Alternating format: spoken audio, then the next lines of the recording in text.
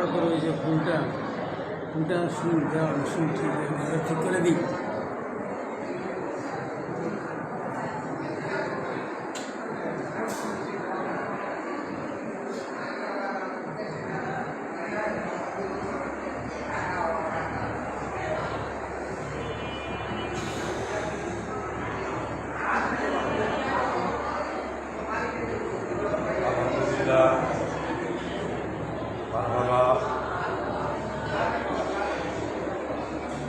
হাজিরানে মজলিস, আমি আমার জীবনে শ্রেষ্ঠ পাওনা আমি মনে করি আজকে মহান শিক্ষক দরবার থেকে আমি পেলাম। যান জীবন দশায় আমাদের কর্মচক্রের মাঝে যখন ছিলে, তার সাথে আমার বহু সৌভাগ্য হয়েছে তার সামনে বসার এবং বিভিন্ন সফরে অংশগ্রহণ করার। তার অনেক বাণী আমি শুনেছি। যান আবার সুরেশ্বরী আবার চন্দ্রসা যখন একা একা থাকতেন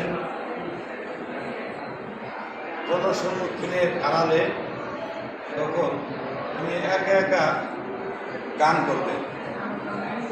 সেই দুটি গানের একটি গান জনসম্মুখীনে একটি গান করতেন। বিজয় সরকারের তাকে আমি তার হুজুর বাবা জানার মুখে এই গানটা আমি অনেকবার শুনেছি। তারে আর কি ফিরে পাবো রে, যারা হারায় তারা হারাইছি জীবনে। বাদল ধরা মিঠুর শ্রাবণ মেঘে ঢাকা চাঁদ, এমনি দিনে কোথায় রইল আমার কামনা। সে যে আলো ঝর্ণা আধারের চাঁদ, এই গানটি হুজুর নিজেই করতেন। আর পরবর্তী যে কৃষ্ণ বিশ্বাত্রী দাদা আমি সারিন্দা বাজায় শুনেলাম, সেটা হলো ঘুমোর করে উঠিয়া শ্রীকৃষ্ণ বিচ্ছদের আনন্দে অঙ্গ যায় জমিয়ারে ঘুমোর হয়ে উঠিয়া। আমি দেখেছি দাদা হুজুর তার ওয়াজ মঞ্চে তার কণ্ঠ বড় বক্তাদের চেয়ে অনেক মধুর স্মৃতি মধুর ছিলেন। এবং তিনি একা একা যখন গানের সুর দিতেন তখন তার এত দরাজ সুন্দর কণ্ঠ, সেটা আমি আর ভাষাটা বুঝাইতে পারব। তাই হুজুর কেবলা যান যে কোনো মারফতে আজকে আমার কাছে সারিন্দা বাজনা তিনি নিজেই শুনতে চেয়েছেন। এই জন্য তার আওলাদদের অনুমতিক্রমে আমি খাস রওজা শরীফের মধ্যে বসে হুজুরকে একটু সারিন্দা বাজনা শুনেলাম। জানি না আমার আদব নিয়ে বাজাইতে পারলাম না কি আমার বেদবি হয়ে গেল, তা আমি জানি না।